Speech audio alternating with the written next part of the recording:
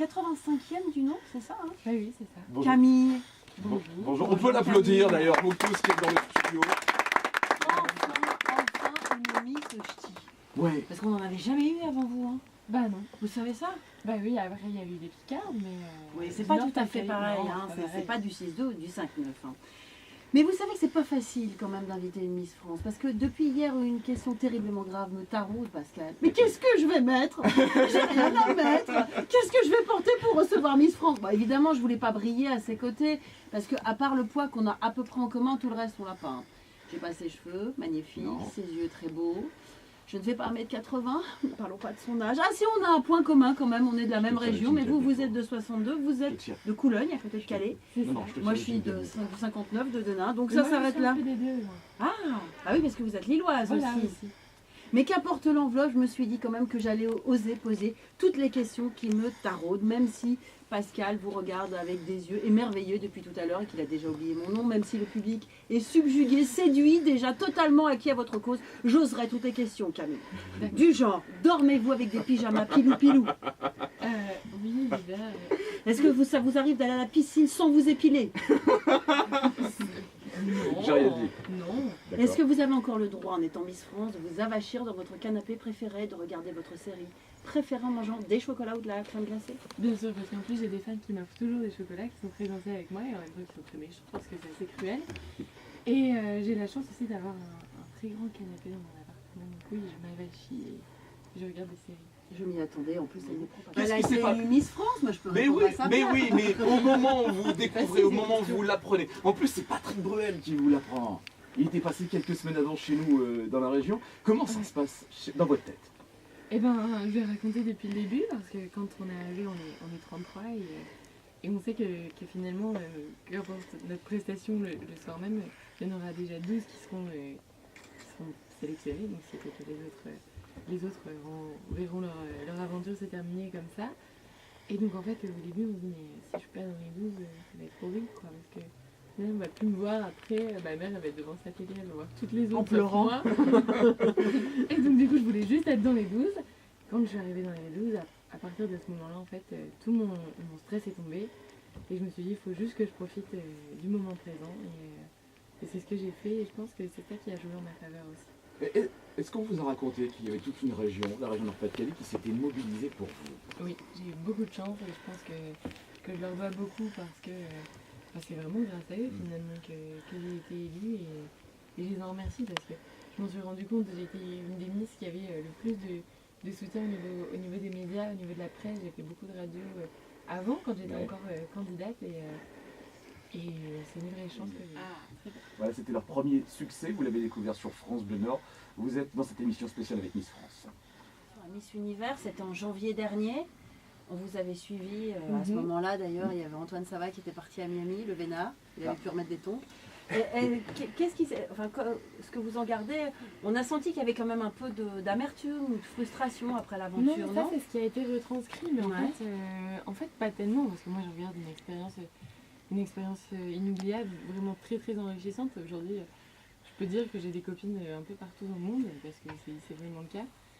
Et non, c'était pas de l'amertume, c'était même pas de la déception, parce que j'étais très fière d'avoir fini quand même 14e, ce qui est déjà énorme. Et oui, après j'ai juste dit, comme ça, mais ça a été un peu amplifié, que pour moi la chirurgie c'est juste dû être spécifié, quoi. Qu'on devrait juste dire, celle-là elle a fait la chirurgie, celle-là on l'a pas fait, Il y a et que ça devrait être pris en compte. Beaucoup de candidates qui font appel à la chirurgie esthétique pour améliorer leur physique. Bah oui, je pense, après c'est autorisé, donc forcément c'est le jeu. Et voilà, c'est tout, c'est pas très grave. Mais 14e, moi je trouve ça très honorable. Je suis pas du tout déçue. Surtout à la rencontre du public, des personnes qui ont voté pour nous. Donc ça c'est par des séances de dédicaces en région, des inaugurations. Après, il y a le côté médiatique, donc la radio, là comme aujourd'hui, les télévisions. Il y a le côté caritatif, associatif qui est très important. Et pour vous, c'est important, je le sais. C'est très important. Alors déjà, je suis engagée auprès du Secours populaire parce que en temps de crise, c'est vraiment important de se tourner vers les autres, surtout que étant originaire du Nord-Pas-de-Calais, on sait que la solidarité, c'est important et c'est quelque chose de primordial.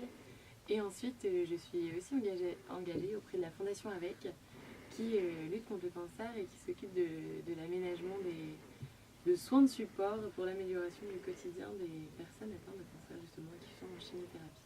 Parce que votre aventure personnelle, familiale, vous a amené aussi à être très sensibilisée. C'est ça, en fait, j'ai perdu mon père d'un cancer et à partir de ce moment-là, je me suis dit, j'ai envie de faire bouger les choses, j'ai connu ce que c'était. Et ça a aussi été une de mes motivations à participer à l'élection. Je voulais savoir si vous savez où va se passer l'élection Miss France 2016. Ah bah Il ça, a fou dans les élections. Il a Alors fou là- dans les trucs. mais la raison, Miss il pose Monde. des bonnes questions. Là, ça nous intéresse aussi. Parce qu'on avait vu sur les réseaux sociaux qu'on ne savait pas encore Voilà. où ça se passait. Alors moi, très honnêtement, je pense qu'on est tous d'accord, j'adorais que ça se passe à Lille, j'adorais que ça se passe dans le Nord-Pas-de-Calais. Après, ce serait un très beau cadeau que Madame le maire de Lille pourrait me faire, mais moi j'adorais que ça se passe à Lille, rien n'est encore décidé. Et voilà, je lance l'appel pour Marc. Eh C'est ben, très gentil. Bon, on lui lance l'appel ce matin sur France Bleu Nord. Je pense que vous avez déjà fait des démarches dans ce sens. Vous avez décidé en disant que vous admiriez beaucoup sa carrière et que pour vous c'était une femme qui avait réussi à être une femme d'entreprise, en bon sens femme d'affaires. Vous avez envie de devenir une femme d'affaires? Moi j'ai toujours rêvé de devenir une femme d'affaires. Et puis Sylvie c'est vraiment un modèle parce que aujourd'hui on se souvient d'elle comme une femme d'affaires. Elle a réussi un peu à faire... c'est toujours Miss France, mais aujourd'hui on la respecte plus pour son côté justement femme d'affaires et pour son rôle que pour son côté Miss France. Et là ça me plaît aussi.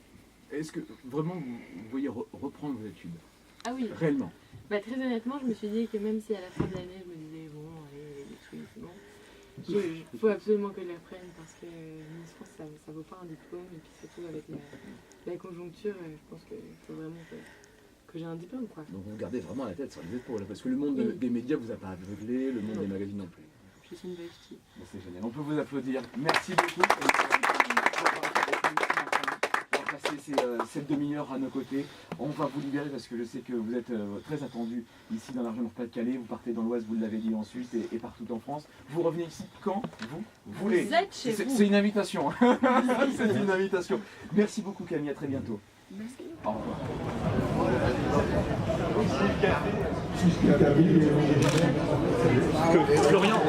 Florian, après ce qu'il faudrait c'est que tu te dégages et qu'on fasse une photo devant les...